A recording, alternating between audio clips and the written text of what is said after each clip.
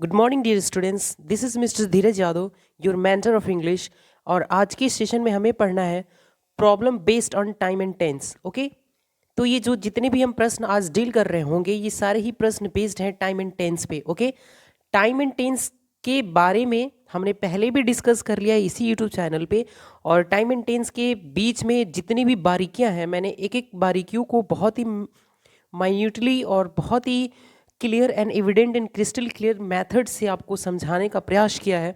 तो अगर अभी तक आपने टेंस नहीं देखा है तो प्लीज़ इसी चैनल की प्लेलिस्ट में विजिट करके और उस सारे ही, मुझे लगता है कि मैंने 20 वीडियोस तो टेंस पे डाला ही होगा उससे। ओके, तो आप सारे ही टेंस टाइम एंड टेंस की वीडियोस को देखें और अपने कॉन्सेप्ट को बहुत ही स्मूथ बनाएं और स्ट्रॉन्ग बनाएं ताकि आप इन दिए गए सारे प्रश्नों को इजीली हल कर पाएं। ओके, तो let's start our practice sessions now.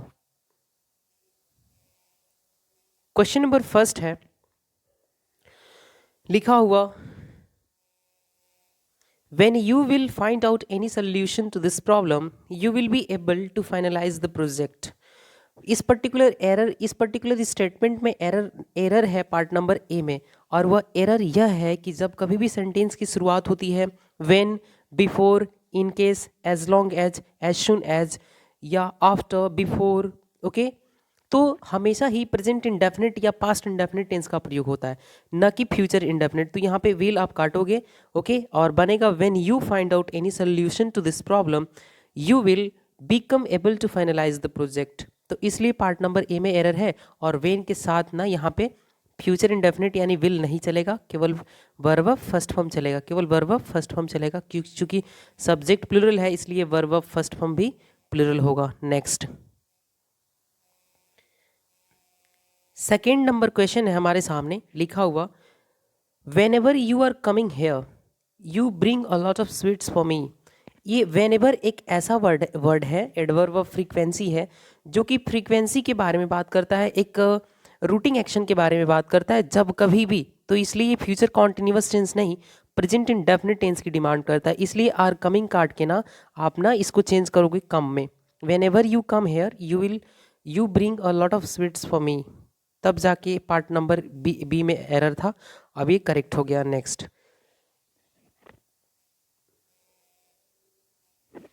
Third number question है माय डियर स्टूडेंट्स कि it is appearing to me that you are plotting against your friend and their parents. Okay, जब कभी भी अगर आपने प्रेजेंट कॉन्टिन्यूअस टेंस को बहुत ही deeply तरीके से पढ़ा है तो आपको आपने पढ़ा होगा कि कुछ क्रियाएं ऐसी होती हैं जो आईएनजी फॉर्म में यूज़ नहीं किया जाता, उनका वो इनवॉलंटरी वर्ब्स होती हैं, उनका आईएनजी फॉर्म पॉसिबल नहीं होता।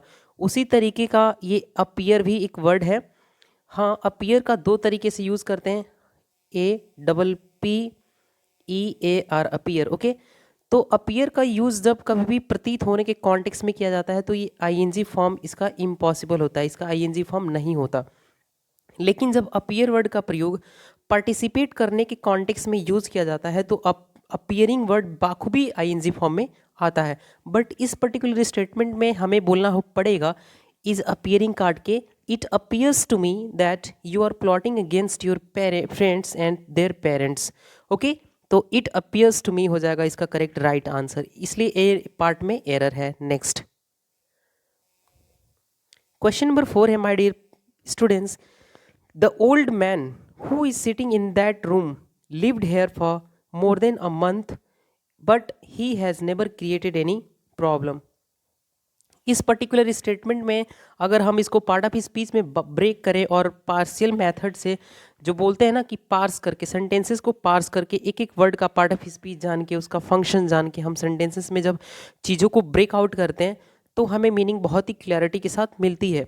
तो आप देख पा रहे होगे the old man who is sitting, यहाँ से who is sitting in that room, यह एक एडजेक्टिवल क्लज है जो कि मैन को क्वालिफाई कर रहा है और बताया गया है कि वह इस वहाँ ये बोला जा रहा ना कि लिव्ड हेयर, यहाँ पे रहता है for more than a month, एक महीने से। अब यहाँ पे मोर देन अ मंथ दे दिया तो ये स्टेटमेंट को हम पास्ट इंडेफिनिट टेंस में नहीं लिख सकते, हमें लिखना पड़ेगा या तो had lived here for more than a month या तो हमें बोलना पड़ेगा कि हैज़ लिव्ड, क्या has lived here for more than a month. तो यहाँ पे लिव्ड को काट के क्या लिखेंगे, हैज़ लिव्ड या हैड लिव्ड, दोनों दोनों में से कोई एक चलेगा तो जाके सेंटेंस क्या हो जाएगा, करेक्ट हो जाएगा। इसलिए पार्ट नंबर बी में एरर था। नेक्स्ट क्वेश्चन नंबर 5 है हमारे सामने। A misogynist is a person who is hating women but a philogynist is a person who loves women. ये मिसोगैनिस्ट वह व्यक्ति होता है जो महिलाओं से क्या करता है, घृणा करता है, जो स्त्रियों से घृणा करता है। ओके, स्त्री द्वेषी होते हैं वो लोग जो महिलाओं से जो स्त्रियों से घृणा करते हैं। तो ये हु इज हेटिंग, ये हेटिंग एक ऐसा वर्ड है ना जिसका प्रयोग आईएनजी फॉर्म में नहीं होता, इसलिए आप प्रेजेंट कॉन्टिन्यूअस टेंस की जगह पे प्रेजेंट इंडेफिनिट टेंस यूज करेंगे। हु हेट्स वीमन, क्या बोलोगे आप, हु हेट्स वीमन। अब जाके स्टेटमेंट क्या हुआ, ग्रामेटिकली करेक्ट हुआ प्यारे बच्चों। सो पार्ट नंबर ना बी में एरर था। नेक्स्ट लिखा गया है question number 6, the secret of his good health lies in the fact that he is getting up before sunrise and has a 2 mile walk every morning. इस particular statement में आपको error नज़र आ रहा होगा, that he is getting up before sunrise. अब किसी व्यक्ति का रोज का सुबह में टहलना, रोज सुबह में जल्दी उठना, ये एक रेगुलर एक्शन है, यह एक रूटीन एक्शन है, ये एक परमानेंट एक्टिविटी है। और इसके रूटीन एक्शन होने की वजह से, रेगुलर एक्शन होने की वजह से यहाँ पे हमें यूज़ करना पड़ेगा प्रेजेंट इंडेफिनिट टेंस। और प्रेजेंट इंडेफिनिट टेंस के अलावा हम प्रेजेंट कॉन्टिन्यूअस टेंस का यूज़ नहीं कर सकते क्योंकि रूटीन एक्शन है ना। तो रूटीन एक्शन को दिखाने के लिए हमें प्रेजेंट इंडेफिनिट टेंस यूज़ करना होता है। तो इसलिए इज गेटिंग अप काट के हम लिखना पड़ेगा कि he gets up, he gets up. क्या बोलोगे आप, ही गेट्स अप, तो इसका राइट करेक्शन होगा। सो इसलिए पार्ट नंबर सी में एरर था। नेक्स्ट क्वेश्चन नंबर 7 है, nowadays he teaches physics because the teacher of physics has been absenting himself for a month. अब इस पर्टिकुलर स्टेटमेंट में आपको नजर आ रहा होगा नाउ अ डेज, और नाउ अ डेज का प्रयोग प्रेजेंट कॉन्टिन्यूअस टेंस में किया जाता है और ये सेंटेंस लिखा है प्रेजेंट इंडेफिनिट टेंस में, इसलिए पार्ट नंबर ए में एरर है। ही टीचेस की जगह पे होगा he is teaching, he is teaching. क्या होगा, ही इज टीचिंग, क्योंकि the teacher of physics has been absenting himself for a month, एक महीनों से फिजिक्स का टीचर अपसेंट कर रहे हैं, इसलिए इस स्टेटमेंट में वह फिजिक्स पढ़ा रहे हैं। ओके, आई होप कितनी बातें क्लियर हो गई होंगी। तो आगे बढ़ते हैं। नेक्स्ट क्वेश्चन नंबर 8 है हमारे समक्ष, लिखा हुआ कि he seems to be happy because his parents had come from London to live with him. अब सेंटेंस की शुरुआत अगर प्रेजेंट से हो रही है तो आगे भी प्रेजेंट ही होगा। ओके, इसलिए हैड कम की जगह पे क्या होगा, हैव कम। क्या होगा, have come. He seems to be happy because his parents have come from London to live with him. I hope कितनी बातें क्लियर हो गई होंगी। ओके, तो आगे बढ़ते हैं क्वेश्चन नंबर 9 पे।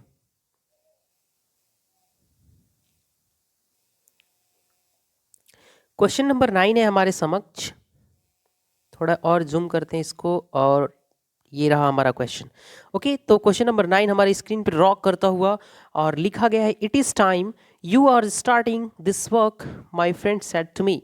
अब मैं आपको बता दूं कि जब कभी भी सेंटेंस की शुरुआत होती है it is time, it is high time, it is about time या देयर इज़ नो टाइम, तो दो ही रास्ते होते हैं आपके पास। एक तो आप लिखोगे इट इज़ टाइम, क्या लिखोगे, इट इज़ टाइम, या इट इज़ ना हाई टाइम, इट इज़ ना हाई टाइम। तो जब कभी भी आप इन चारों शब्दों का प्रयोग कर लेते हैं सेंटेंसेस में, जितने भी मैंने बताया, तो अगर सब्जेक्ट आ रहा होगा तो जस्ट आपको वर्ब की सेकेंड फॉर्म का यूज़ करना होता है। ओके, अगर सेंटेंस में आपको दिख रहा है it is time, it is high time, it is about time, तो आपके सामने ना दो ही चीज़ें दिखती हैं। ओके, आपके सामने ना दो ही चीज़ें दिखती हैं। पहला तो दिखेगा सब्जेक्ट, अगर सब्जेक्ट दिख रहा है तो जस्ट उसके बाद आपको वर्ब की सेकेंड फॉर्म यूज़ करनी होती है। अगर टू दिख रहा है तो टू के बाद आपको वर्ब फर्स्ट फॉर्म यूज़ करना होता है। और कैसे शब्दों के बाद, तो it is time, it is time, it is high time, it is about time, there is no time के बाद। तो आप देख रहे होगे कि टाइम के बाद ये क्या आ रहा है, यू सब्जेक्ट है, तो आपको वर्ब की सेकेंड फॉर्म यूज़ करना पड़ेगा ना। आपको क्या यूज़ करना पड़ेगा, वर्ब की सेकंड फॉर्म यूज़ करना पड़ेगा। तो यू आर स्टार्टिंग की जगह पे अब क्या बोलोगे, यू स्टार्टेड, क्या यू स्टार्टेड, तब जाके यहाँ पे सेंटेंस में सेंटेंस करेक्ट होगा और इसलिए पार्ट नंबर बी में एरर था। नेक्स्ट,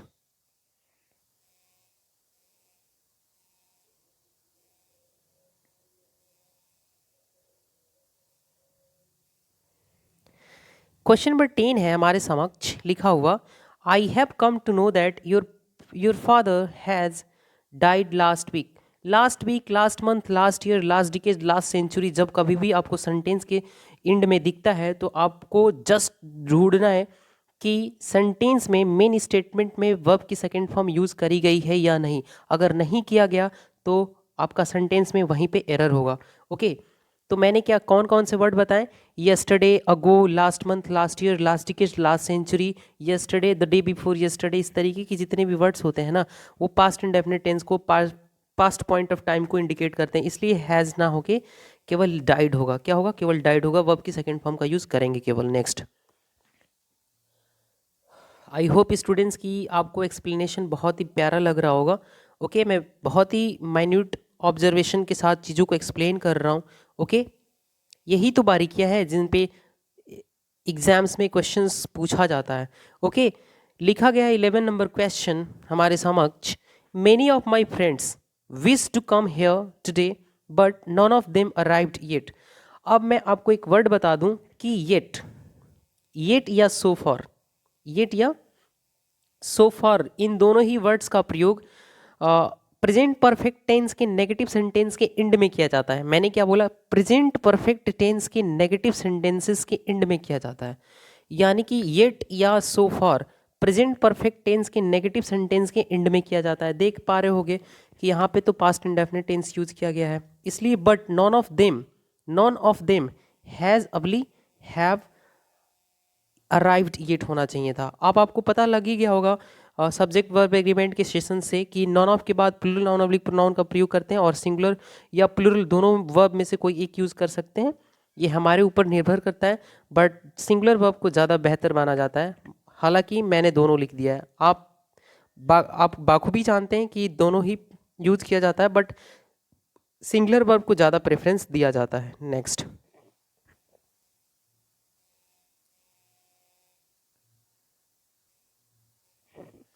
क्वेश्चन नंबर 12 है,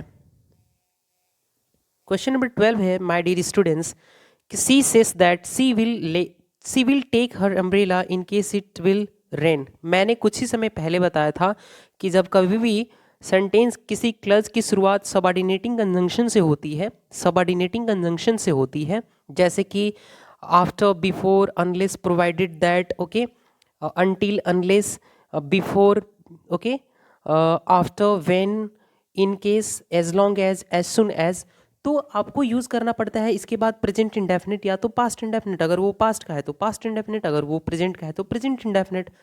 तो इसीलिए यहाँ पे फ्यूचर इंडेफिनिट नहीं आएगा, विल, शैल, वुड, कुड नहीं आता। ओके, आपको बोलना पड़ेगा कि she says that she will take umbrella in case it rains, और इट के अकॉर्डिंग वर्ब भी कैसी आएगी, सिंगुलर आएगा। तो रेन में एस जोड़ेंगे ताकि ये सिंगुलर हो जाए, तो रेंस होगा। ओके, आई होप कि आपको एरर पता लग गया होगा कि पार्ट नंबर डी में एरर था। ओके, क्वेश्चन नंबर 13 है, क्वेश्चन नंबर 13 है dear students, I will let you know as soon as I will get any information about your promotion. अभी मैंने बताया कि एज सुन एज के बाद हमें फ्यूचर इंडेफिनिट नहीं प्रेजेंट इंडेफिनिट टेंस यूज करना चाहिए। ओके, किया जाता है, तो इसलिए विल ना होके क्या होगा, केवल वर्ब की फर्स्ट फॉर्म होगा, क्योंकि आई के साथ वर्ब फर्स्ट फॉर्म ही प्रयोग किया जाता है प्रेजेंट इंडेफिनिट टेंस में। तो राइट आंसर बनेगा I will let you know as soon as I get any information about your promotion. इसलिए पार्ट नंबर ना डी में एरर है। नेक्स्ट,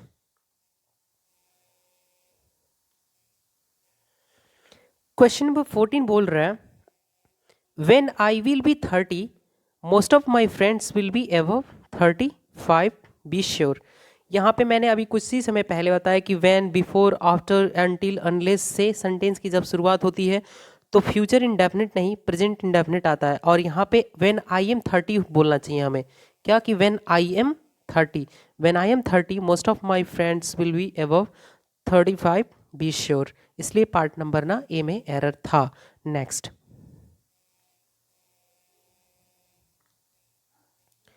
क्वेश्चन नंबर 15 है, this is Indeed the first time in my life that I hear such an interesting story. तो मैं आपकी जानकारी के लिए बता दूं कि जब कभी भी सेंटेंस की फॉर्मेशन होता है या स्ट्रक्चर होता है, it by this plus is plus the first time, the second time, the third time, the tallest girl, the wisest man plus that plus subject plus हैजबली है plus verb of third form plus subject plus other plus full stop का use किया जाता है। यानी कि जब कभी भी दिस या इट हो, उसके बाद इज यूज़ किया जाए, उसके बाद सुपरलैटिव डिग्री हो यानी कि the first time in my life, उसके बाद कंजंक्शन दैट का यूज़ करते हैं और कंजंक्शन की जगह पे हम कॉमा का भी यूज़ कर सकते हैं। उसके बाद आपको यूज़ करना पड़ता है प्रेजेंट परफेक्ट टेंस। तो यहाँ पे आई हियर ना होके आई हैव हर्ड हो जाएगा। क्या हो जाएगा? आई हैव हर्ड हो जाएगा। I have ever heard such an interesting story, इसलिए पार्ट नंबर ना सी में एरर था। आई होप कि आपको बातें क्लियर हो गई होंगी। ओके नेक्स्ट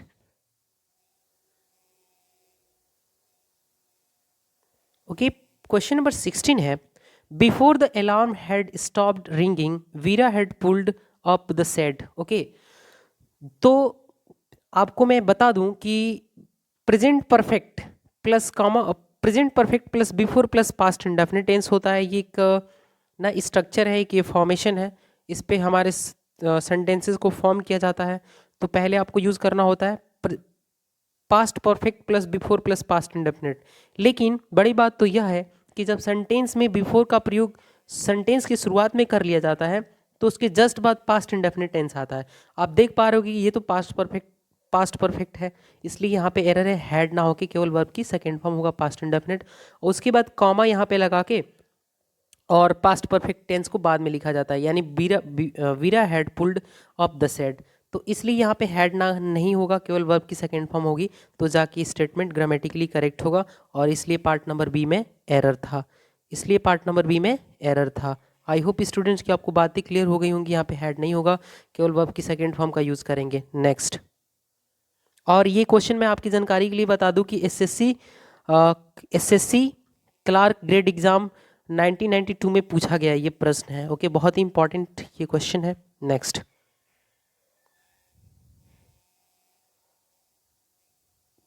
क्वेश्चन नंबर 17 है, I have been knowing him for 10 years but I don't know where he lives.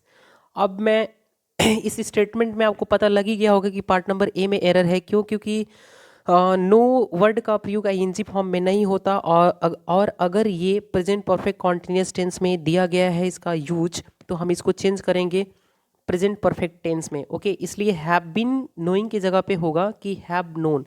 यहाँ पे हैव बीन नोइंग को काट के आप नो को नोन में चेंज करेंगे पास्ट परफेक्ट और प्रेजेंट परफेक्ट टेंस में जाएगा, तो स्टेटमेंट ग्रामेटिकली करेक्ट हो जाएगा। यानी I have known him for 10 years but I don't know where he lives, इसलिए पार्ट नंबर ए में एरर था। नेक्स्ट, क्वेश्चन नंबर 18 है, he uses to study at least 10 till 10 o'clock at night and then he goes to bed.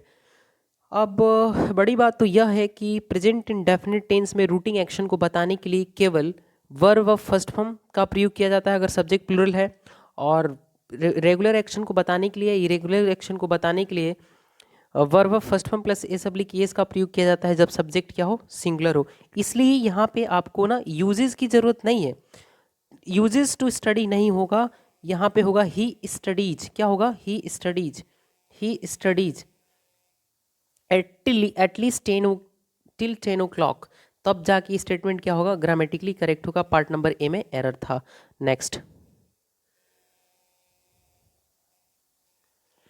Question number 19 है हमारे सामने लिखा हुआ कि if he had a few hours to spare he would spend them in a public library. कि अगर उसके पास कुछ घंटे होते खर्च करने को, तो वह उन घंटों को एक पब्लिक लाइब्रेरी में स्पेंड करता। और यहाँ पे कोई एरर नहीं है। इफ़ से सेंटेंस की शुरुआत है, उसके बाद हमने पास्ट इंडेफिनिट टेंस यूज़ किया। वर्ब टू हैव का सेकेंड फॉर्म हैड होता है और ना थर्ड फॉर्म भी हैड ही होता है, बट स्टेटमेंट में हमने वर्ब की सेकेंड फॉर्म यूज़ करी। तो यहाँ भी विल का पास्ट फॉर्म वुड ही होगा जो कि दिया है, इसलिए इसमें कोई एरर नहीं है। नेक्स्ट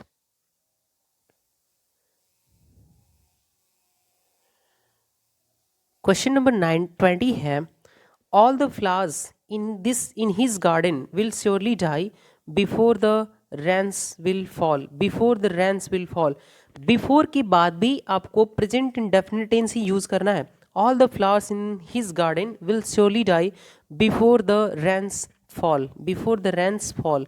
ओके, तो यहाँ पे विल को काट के आप केवल वर्ब की फर्स्ट फॉर्म का यूज करोगे, क्योंकि सेंटेंस में हमने कैसा कंजंक्शन यूज किया है, तो सबऑर्डिनेटिंग कंजंक्शन यूज किया है, इसलिए यहाँ पे रेंस के बाद ना वर्ब की फर्स्ट फॉर्म का ही यूज करेंगे केवल। नेक्स्ट, आई होप कितनी बातें क्लियर हो गई होंगी, आपको एक एक एरर समझ आ रहा होगा विदाउट एनी ना ambiguity. Okay, next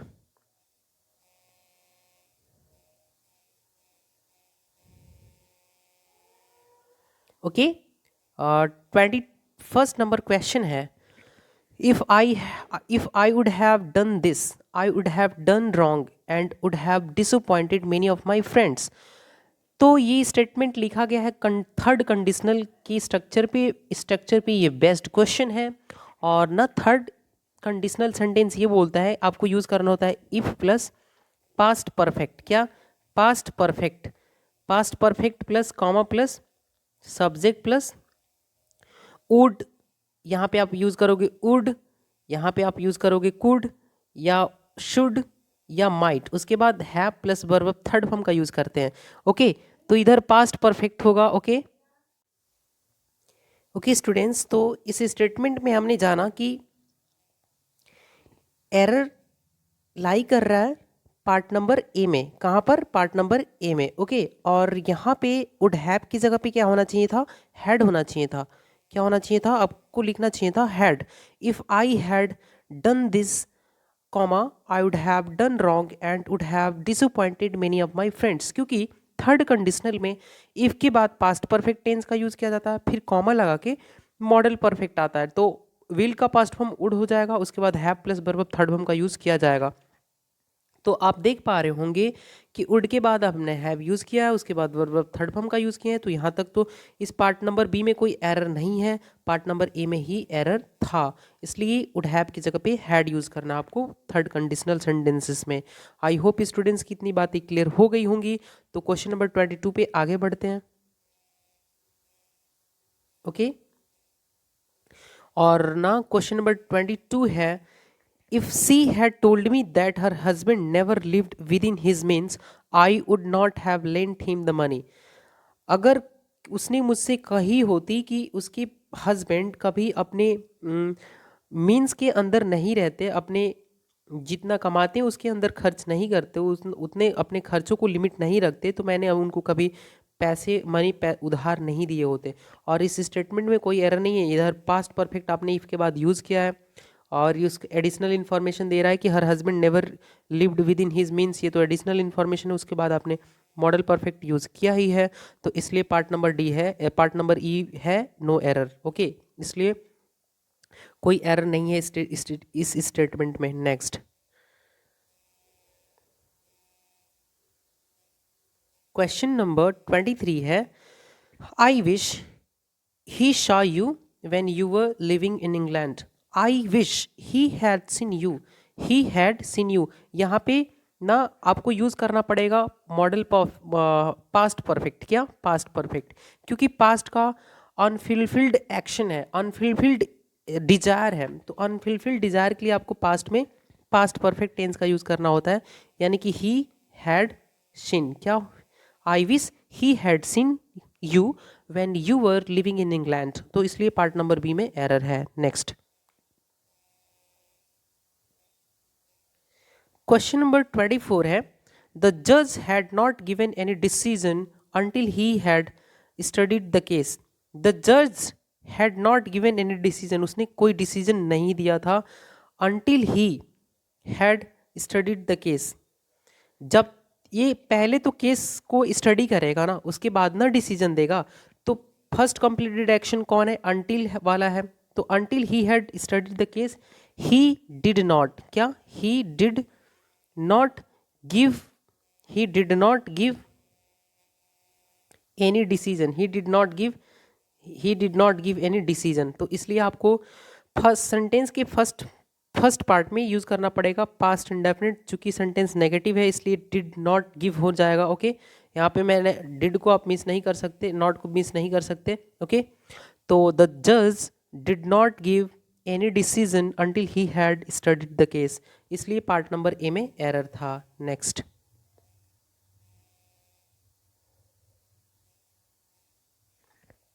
25 number question है, I lived here since 1980 therefore I know everything about this city. इस स्टेटमेंट को आप देख पा रहे होगे कि since plus time expressing word है, इसलिए इसको पास्ट इंडेफिनिट नहीं, इसको हमें यूज़ करना पड़ेगा प्रेजेंट परफेक्ट कॉन्टिन्यूअस टेंस में कि I have been living here since 1980 या I have lived here since 1980।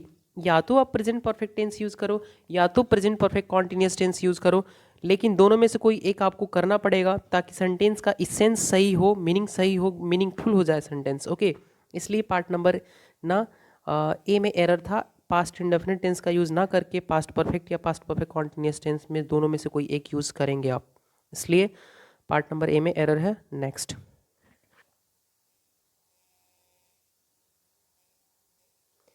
26 number question है, I have been working for this organisation for the last 10 years. I have been working for this organisation for the last 10 years. इस statement में कोई error नहीं है, no error. For के बाद, for और since के बाद जब कभी भी लास्ट अब्लिक पास्ट आता है, प्लस टाइम एक्सप्रेसिंग वर्ड आता है, तो दो ही बातें ध्यान देना होता है आपको कि सिंस के नीचे क्या होगा, फॉर होगा। सिंस के बाद आपको लास्ट अब्लिक पास्ट यूज़ करना होता है, लास्ट अब्लिक पास्ट। ओके, यहाँ पे भी क्या होगा, लास्ट अब्लिक पास्ट, लेकिन और इसके बाद क्या होगा, टाइम एक्सप्रेसिंग वर्ड होगा। तो सिंस के बाद यहाँ पे ना द का यूज़ नहीं करते आने वाले लास्ट अब्लिक पास्ट के पहले, लेकिन फॉर के बाद द आने लगता है, फॉर द लास्ट या पास्ट और प्लस टाइम एक्सप्रेसिंग वर्ड। इसलिए अगर यहाँ पर इस स्टेटमेंट में सिंस दिया होता उसके बाद द दिया होता ना, तो इसमें एरर बन जाती, बट फॉर के बाद द दिया इसलिए इसमें कोई एरर नहीं है, ये नो एरर स्टेटमेंट है। नेक्स्ट, और ये पूछा गया है एसबीआई में कश्मीर वैली पीयू एग्ज़ाम 1992 में ये प्रश्न पूछा गया, बहुत ही इंपॉर्टेंट प्रश्न है ये। ओके, नेक्स्ट, आपको लग रहा हो कि सर ये तो प्रश्न बहुत ही पुराना है, इससे हम क्या ही सीख पाएंगे, तो मैं आपको बता दूं कि प्रश्न हो सकता है पुराना हो बट इसका वेटेज बहुत ज़्यादा है क्योंकि एग्ज़ाम में पूछा गया है। और हाँ, इंग्लिश के कॉन्सेप्ट नहीं बदलते, रूल्स नहीं चेंज होते, क्वेश्चन चेंज हो सकता है, रूल तो वही रहेंगे ना, कॉन्सेप्ट तो वही रहेगा ना। ओके, इसलिए 27 नंबर प्रश्न है, if we had Mohan in our team we would have won the match against your team. इस स्टेटमेंट में यहाँ पे यूज़ किया गया पास्ट इंडेफिनिट टेंस, और इधर आप देख पा रहे हो कि मॉडल परफेक्ट है। इसके इसके मॉडल परफेक्ट के अनुसार देखें तो इसको भी पास्ट परफेक्ट टेंस में चेंज करना पड़ेगा। पास्ट परफेक्ट में चेंज करने के लिए हैड, ये तो हेल्पिंग वर्ब हो गई, उसके बाद वर्ब टू हैव का जो थर्ड फॉर्म होगा हैड हो जाएगा पोजीशन के लिए। तो if we had had Mohan in our team we would have won the match against your team. तो तब जाके सेंटेंस क्या होगा, ग्रामेटिकली करेक्ट होगा, और इसीलिए पार्ट नंबर ए में एरर है। ओके स्टूडेंट्स, तो आपको चीज़ें क्लियर हो गई हो रही होंगी लर्नर्स। तो नेक्स्ट आगे चलते हैं। ओके 28 नंबर प्रश्न है, Radha came to the meeting much later than I expect. ये जो राधा आई पास्ट इंडेफिनिट टेंस है, और राधा के आने से पहले उम्मीद लगाई गई थी ना आई के द्वारा, तो वो एक्शन जो उम्मीद करने वाला क्रिया है वो पास्ट फर्स्ट कंप्लीटेड एक्शन है, वो सबसे पहले किया गया। तो जो एक्शन पहले हुआ उसको पास्ट परफेक्ट टेंस में लिखेंगे, और जो उसके बाद हुआ उसको पास्ट इंडेफिनिट टेंस में लिखेंगे। तो ये पास्ट इंडेफिनिट टेंस में है। यहाँ पे आपको कहने की ज़रूरत है देन आई हैड एक्सपेक्टेड, क्या, देन आई हैड एक्सपेक्टेड, जो मैंने उम्मीद करी थी ना उससे बहुत ज़्यादा बाद में आई। तो यहाँ पे देन हैड एक्सपेक्टेड होना चाहिए था, देन आई हैड एक्सपेक्टेड होना चाहिए था, इसलिए पार्ट नंबर ए में एरर, पार्ट नंबर डी में एरर है। नेक्स्ट, और मैं बता दूं कि इस क्वेश्चन को पूछा गया है ISBSRB में पटना में 1991 में। ओके। सो ये स्टेटमेंट, ये सेंटेंस बहुत ही इंपॉर्टेंट था, ये प्रश्न बहुत ही महत्वपूर्ण था, अत्यंत महत्वपूर्ण था, संकटपूर्ण था, एकदम जरूरी था आप सभी के लिए। ओके, नेक्स्ट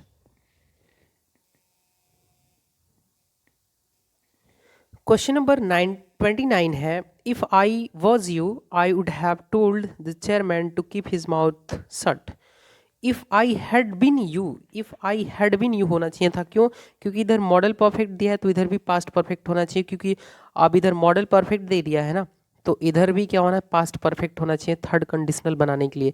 तो if I had been you, if I had been you comma I would have told the chairman to keep his mouth shut, इसलिए पार्ट नंबर ए में एरर है।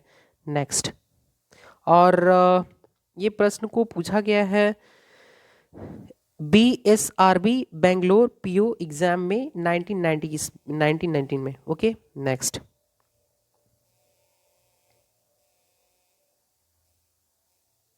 क्वेश्चन नंबर 30 है, I want you to pick up the box of eggs gently and kept it in the corner carefully. अब मैं आपको बता दूं, ये थोड़ा सा प्रश्न डिफिकल्ट है, ओके, बिगनर्स के लिए। तो अदरवाइज जो एडवांस कोर्स पढ़ रहे हो, एडवांस वर्ब जिन्होंने पढ़ा होगा उनके लिए बहुत ही प्रश्न इजी होगा। ओके, आपको पता होगा कि आई वॉन्ट यू के बाद ये टू पिकअप है ना, टू पिकअप, यहाँ पे two plus verb first form का यूज़ किया गया है, और उस कंजंक्शन के बाद आप देख रहे होगे एंड दिया है ना कंजंक्शन, उसके बाद वर्ब की सेकेंड फॉर्म का यूज़ किया गया है। तो यहाँ पे अगर आप two plus verb first form plus and plus, यहाँ पे भी वर्ब फर्स्ट फॉर्म होगा, अगर इधर वर्ब फर्स्ट फॉर्म है तो इधर भी क्या होगा, वर्ब फर्स्ट फॉर्म ही होगा, वर्ब की सेकेंड फॉर्म का यूज़ नहीं कर सकते, इसलिए कीप को ना, केप्ट को आप कीप में चेंज करेंगे ताकि सेंटेंस क्या हो जाए, ग्रामेटिकली करेक्ट हो जाए माय डियर स्टूडेंट्स। तो इसलिए पार्ट नंबर ना डी में एरर था। नेक्स्ट,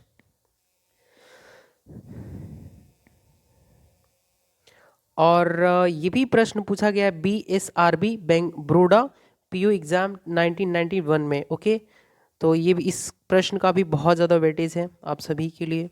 ओके, नेक्स्ट प्रश्न है 31st number question, the victim try to tell us what has happened but his words were not audible. Victim ने यह प्रयास किया कि हमें बता पाए क्या हुआ था, लेकिन उसके शब्द सुनाई देने योग्य नहीं थे। अब जब विक्टिम ट्राई किया हमें बताने का, तो उससे पहले वो घटना हुई थी ना, तो वो बताने का क्रिया कब किया, पास्ट इंडेफिनिट टेंस में किया, पास्ट में किया, तो पास्ट ऑफ द पास्ट होना चाहिए ना, क्योंकि जो हुआ कुछ पहले होगा उसके बाद ना हम बताएंगे, तो जो पहले होगा वो फर्स्ट कंप्लीटेड एक्शन होगा। तो यहाँ पे प्रेजेंट परफेक्ट नहीं आएगा, पास्ट परफेक्ट आएगा, और हैज़ को हैड में चेंज करेंगे, किसमें, हैड में चेंज करेंगे, तब जाके स्टेटमेंट ग्रामेटिकली क्या होगा, करेक्ट होगा, इसलिए पार्ट नंबर बी में एरर है। और इस क्वेश्चन को पूछा गया है BSRB बड़ौदा पीयू एग्जाम 1991 में। ओके, तो ये बहुत ही इंपॉर्टेंट प्रश्न था आप सभी के लिए। 31st नंबर क्वेश्चन तक हमने पढ़ लिया, और इस सीरीज में हमें पढ़ना है 50 क्वेश्चंस को। ओके, तो 32 नंबर क्वेश्चन पे छलांग लगाते हैं और देखते हैं इसमें क्या ही दम है। ओके, 32 नंबर क्वेश्चन है माय डियर स्टूडेंट्स, लिखा गया, we got everything ready for all of them long before they arrived.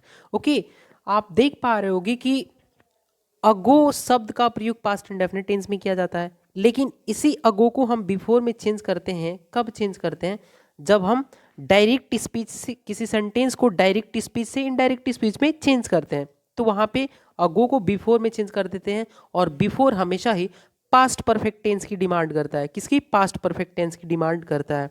तो आपको ना यहाँ पे वी गॉट की जगह पे आपको बोलना पड़ेगा we had got, we had got, we had got everything ready for all of them long before, बहुत पहले, उनके आने से बहुत पहले पहले हमने सारी चीज़ों को प्रिपेयर कर चुके थे, इसलिए यहाँ पे we had got past perfect आएगा, प्लस बिफोर के बाद ये पास्ट इंडेफिनिट टेंस आएगा, इसलिए पार्ट नंबर ना ए में एरर है।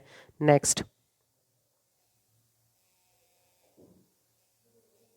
33 नंबर प्रश्न है, क्वेश्चन है, she was with me up till now so don't rebuke her for getting late. वह अब तक मेरे साथ थी, इसलिए उसको मत फटकारो, मत फटकारो उसको, डांट फटकार मत लगाओ फॉर गेटिंग लेट, देर होने के लिए। यहाँ पे जब आप देख पा रहे हो कि अप टिल नाउ लिखा गया है ना, अप टिल नाउ हमेशा ही प्रेजेंट परफेक्ट टेंस में यूज किया जाता है। ओके, और प्रेजेंट परफेक्ट टेंस में यूज किया जाता है तो यहाँ पे वॉज नाउ की क्या होगा, हैज़ बीन हो जाएगा। क्या होगा, हैज़ बीन हो जाएगा। कि she has been with me up till now, वो अब तक मेरे साथ ही थी, इसलिए उसको मत फटकारो। तो इसलिए पार्ट नंबर ए में एरर है। ओके, नेक्स्ट 34 नंबर क्वेश्चन है, I have been adoring her for the voice with which she is gifted. I have been adoring her for the voice, voice के लिए मैं उसको सुशोजित कर रहा हूँ, विद विच जिसके साथ she is gifted, with which she is gifted. Okay, इस स्टेटमेंट में नो एरर है, कोई एरर नहीं है स्टेटमेंट में। ओके, नेक्स्ट आगे बढ़ते हैं 35 नंबर क्वेश्चन पे। और ये रहा हमारा 35 नंबर क्वेश्चन, स्क्रीन पर रॉक करता हुआ। ओके, लिखा गया, had he come even a moment earlier he would have found me there. ये थर्ड कंडीशनल सेंटेंस है, थर्ड कंडीशनल सेंटेंस है। और थर्ड कंडीशनल सेंटेंस में इफ़ को रिप्लेस करने के लिए आप इफ़ के जगह पे ना हैड का यूज़ करते हैं। किसका यूज़ करते हैं, इफ़ के जगह पे हैड का यूज़ करते हैं। और यहाँ पे इफ़ के जगह पे हैड का यूज़ किया गया है लॉ ऑफ इन्वर्जन को फॉलो कराते हुए। ओके, तो had he come even a moment earlier, काश कि वो थोड़े समय पहले आया होता, तो he would have found me there, तो उसने उसने मुझे वहाँ पाया होता। और इस स्टेटमेंट में भी माय डियर स्टूडेंट्स कोई ग्रामेटिकल एरर नहीं है, और इसलिए mark number part number E को मार्क करेंगे no error. Okay, next 36 number question है। 36 नंबर क्वेश्चन है, many observations indicate that the number of drug addicts is grieve day by day.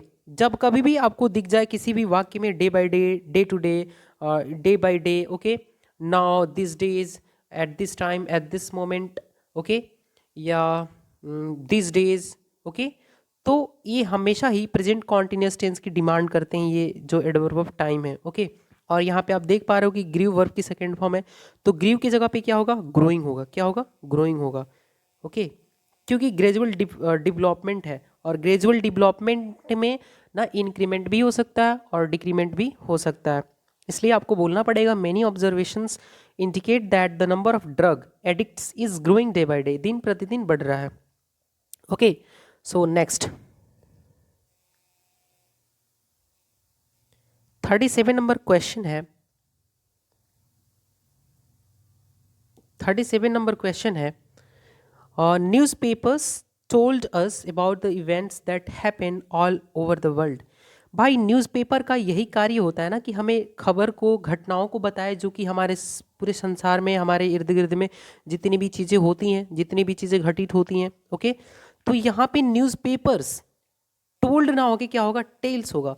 Newspaper tales, newspapers, और subject plural है तो tales भी ना लिख के क्या लिखोगे, टेल लिखोगे। Newspapers tell us about the events that happen all over the world, इसलिए पार्ट नंबर ए में एरर है। ओके, नेक्स्ट, क्योंकि न्यूज़पेपर का कार्य यही होता है कि हमें खबरों को दे, हम न्यूज़पेपर को पढ़ के खबरों को पता लगा पाए, और ये एक रूटिंग एक्शन है, और रूटिंग एक्शन में प्रेजेंट इंडेफिनिट टेंस आता है, तो प्रेजेंट इंडेफिनिट टेंस के अलावा पास्ट इंडेफिनिट टेंस यूज़ नहीं कर सकते हम। ओके, सो इसलिए पार्ट नंबर ए में एरर था। अब हम पढ़ेंगे 38 नंबर क्वेश्चन, और 38 नंबर क्वेश्चन हमारी स्क्रीन पे रॉक करता हुआ दिख रहा है हमें, और लिखा गया है, here is coming my friend. और ये चूंकि एक्सक्लेमेटरी सेंटेंस है, और said Manju when she was in jazz. Okay, इसको बहुत लोग गलत तरीके से प्रोनाउंस करते हैं, और इसका करेक्ट प्रोनाउंसिएशन है जैज। ओके, और मैं आपकी जानकारी के लिए बता दूं कि जब कभी भी सेंटेंस की शुरुआत हेयर, और जब कभी भी एक्सक्लेमेटरी सेंटेंस की शुरुआत हेयर और देयर से होती है, तो यहाँ पे प्रेजेंट इंडेफिनिट टेंस का प्रयोग करते हैं। किसका, प्रेजेंट इंडेफिनिट टेंस का। और इसके बीच में ये भी आगे बहुत चीज़ें हैं जो कि मैं इस स्क्रीन पे नहीं बता पा रहा हूँ। बहुत ही मेरे अंदर कन्वर्जन हो रहा है, एक ट्विस्ट आ रही है चीज़ों को ना एक्सप्लेन कर पाने की वजह से, बट वेट तो करना ही पड़ेगा डिजिटल बोर्ड का। ओके स्टूडेंट्स, तो अभी इस प्रश्न को देखते हैं, और यहाँ पे लिखा गया ही इज़ कमिंग की जगह पे क्या होगा, ही कम्स होगा। क्यों, क्योंकि हेयर और देयर से प्रारंभ होने वाला या शुरू होने वाले एक्सक्लेमेटरी सेंटेंस में प्रेजेंट इंडेफिनिट टेंस का यूज़ किया जाता है, ना कि प्रेजेंट कॉन्टिन्यूअस। इसलिए आपको इस कमिंग कार्ड की क्या लिखना पड़ेगा, कम्स लिखना पड़ेगा। क्या, कम्स लिखना पड़ेगा। चूंकि सब्जेक्ट क्या है, माय फ्रेंड, जो कि सिंगुलर है, इसलिए कम्स होगा। ओके, और ना पार्ट नंबर ए में एरर है। नेक्स्ट,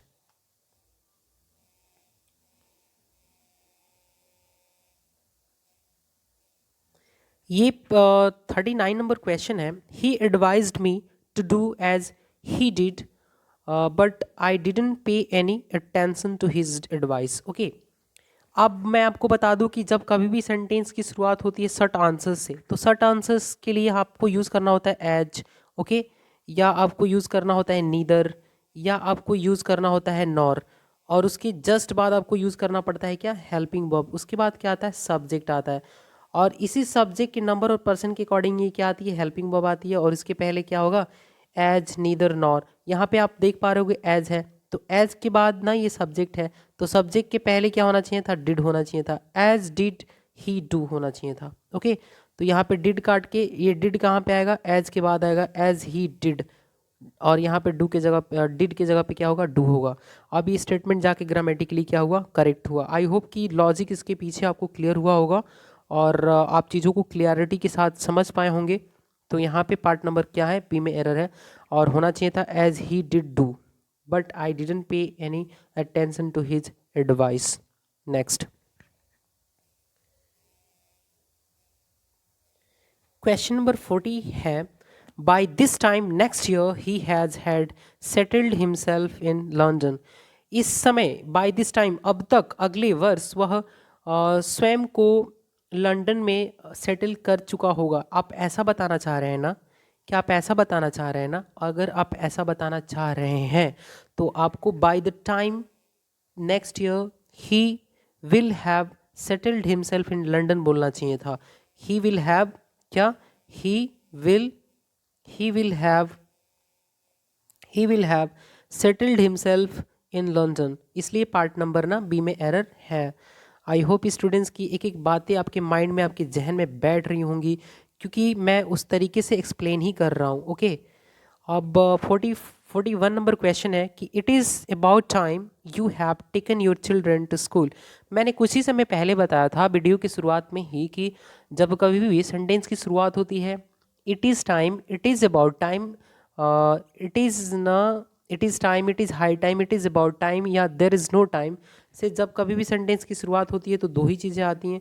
अगर सब्जेक्ट आ रहा है तो इसके बाद वर्ब की सेकेंड फॉर्म आएगी, अगर टू आ रहा है तो इसके बाद वर्ब फर्स्ट फॉर्म आएगा। तो आप इस स्टेटमेंट में देख पा रहे होगे कि इट इज़ अबाउट टाइम के बाद सब्जेक्ट आया, तो सब्जेक्ट के बाद आपको क्या यूज़ करना पड़ेगा, वर्ब की सेकेंड फॉर्म। इसलिए हैव टेकन की जगह पे क्या होगा, केवल टुक होगा। क्या होगा, केवल टुक होगा। कि इट इज़ टाइम या it is about time you took your children to school, इसलिए पार्ट नंबर बी में एरर था। Next,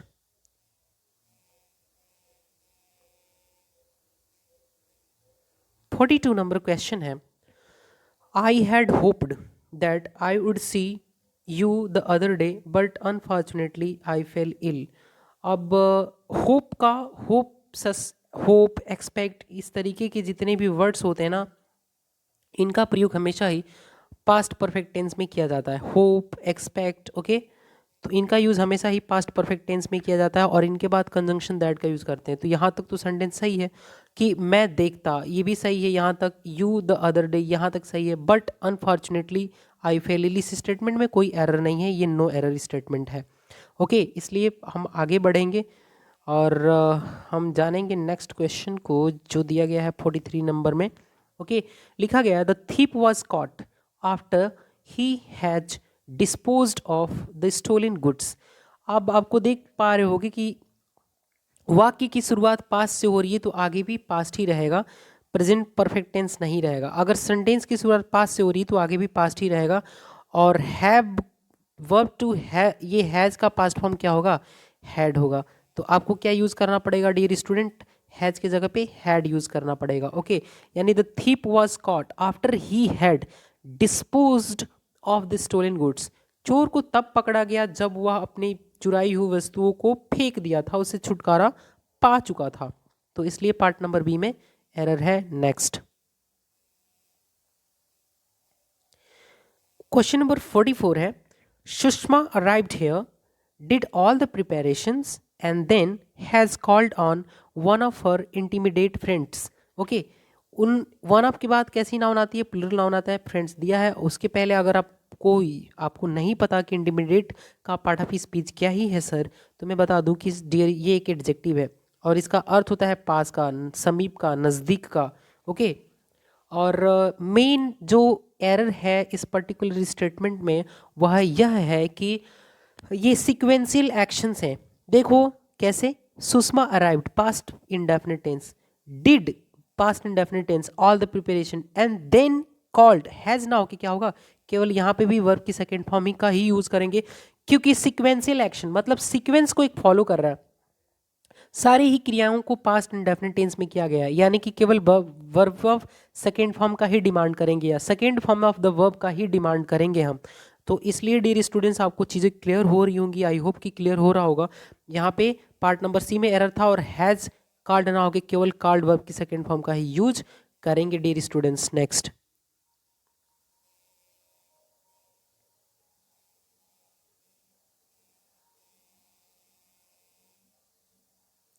okay dear students, 5 question अब बचे हुए हैं और 45 नंबर प्रश्न है, I could not recall what she has told me about her concern with Moti. Okay, यहाँ पे लिखा गया है कि आई कुड नॉट रिकॉल, मैं याद नहीं कर सकता, व्हाट सी हैड टोल्ड ना, हैव हैज़ क्यों यूज़ करोगे आप, क्योंकि जब मैं नहीं याद कर सकता, मैं याद नहीं कर सकता था क्या, जो उसने मुझसे कह चुकी थी, वो उसका कहने का क्रिया फर्स्ट कंप्लीटेड एक्शन है, उसके बाद मैं फिर तो याद करूंगा ना। तो इसलिए यहाँ पे हैव हैज़ की जगह पे क्या होना चाहिए था, हैड होना चाहिए था। ओके, इसलिए I could not recall what she has told me about her concern with Moti, इसलिए पार्ट नंबर बी में एरर है। नेक्स्ट,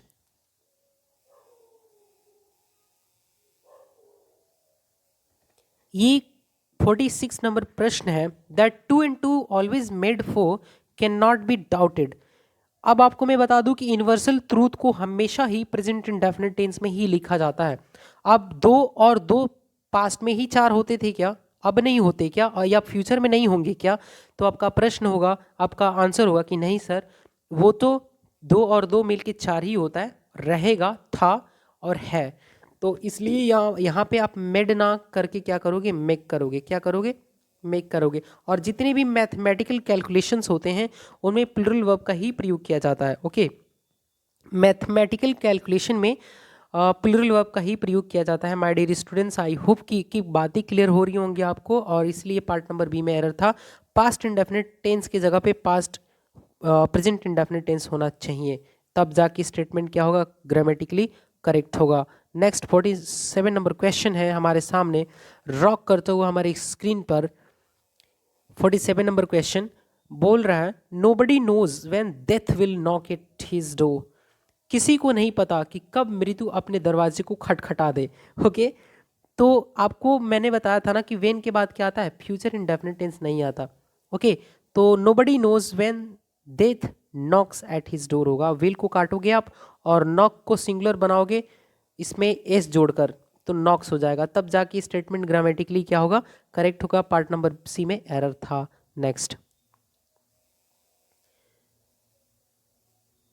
48 नंबर प्रश्न है, Deepu hopes to become an officer after he will complete his higher education. मैं आपको बता दूं कि आफ्टर के बाद आपको तो फ्यूचर इंडेफिनिट टेंस यूज नहीं करना, लेकिन Deepu hopes to become an officer after he has completed his higher education, after will को काट के आपको और इस कंप्लीट को भी काटना पड़ेगा और लिखना पड़ेगा after he has completed, after he has completed his higher education. Okay, इसलिए पार्ट नंबर ना सी में एरर है। नेक्स्ट, 49 नंबर प्रश्न है, Meenu along with her parents is going to Mumbai tonight because her eldest brother is ill there। इस statement में आपको मैं बता दूं कि एरर नहीं है। Meenu along with his parents, अपने मम्मी पापा अपने पेरेंट्स के साथ। ओके, और यहाँ पे along with के बाद ये आने वाला हर पेरेंट्स, ये इस along with का क्या है, ऑब्जेक्ट है, और वर्ब ऑब्जेक्ट के अकॉर्डिंग यूज नहीं होता, सब्जेक्ट के अकॉर्डिंग यूज होता है। और मीनिंग क्या है, मिन्नू क्या है, सब्जेक्ट है, और सब्जेक्ट कैसा है, मिन्नू सिंगुलर, तो वर्ब भी कैसा प्रेफर करेगा, सिंगुलर। तो यहाँ तक तो करेक्ट है। गोइंग प्रेजेंट कॉन्टिन्यूस टेंस में verb first form plus ING यानी प्रेजेंट पार्टिसिपल का यूज करते हैं, तो किया गया है, नो दिक्कत, नो परेशानी। ओके, उसके बाद लिखा गया है टू मुंबई, ये टू एक प्रेपोजिशन है और मुंबई क्या है, नाउन है। तो मुंबई के को गई है ना, तो एड प्रेपोजिशन ऑफ डेस्टिनेशन है, प्रेपोजिशन ऑफ डेस्टिनेशन या प्रेपोजिशन ऑफ डायरेक्शन है। उसके बाद टू नाइट का प्रयोग अब प्रेजेंट कॉन्टिन्यूस टेंस का प्रयोग फ्यूचर एक्शन को बताने के लिए किया जाता है। ओके, और रीजन बता रहा है because her eldest brother is ill there, वहाँ पे बीमार है। हैज़ बिन इल देयर भी हो सकता है, लेकिन इसकी वजह से हम ये नहीं कह सकते कि स्टेटमेंट में एरर है, इसलिए क्या है, नो एरर है। Next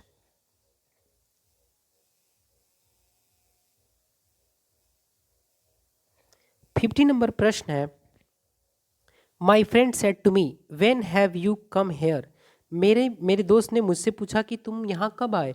when have you come hair, इस स्टेटमेंट में भी नो एरर है। ओके, नेक्स्ट, क्योंकि यहाँ पे आप देख पा रहे हो कि पास्ट इंडेफिनिट टेंस है और इन्वर्टेड कमास के अंदर लिखा गया when have you come hair, आप यहाँ पे कब आए। ओके, तो इस स्टेटमेंट में कोई एरर नहीं है, इसलिए नो एरर को मार्क करेंगे ऑप्शन नंबर ई को। नेक्स्ट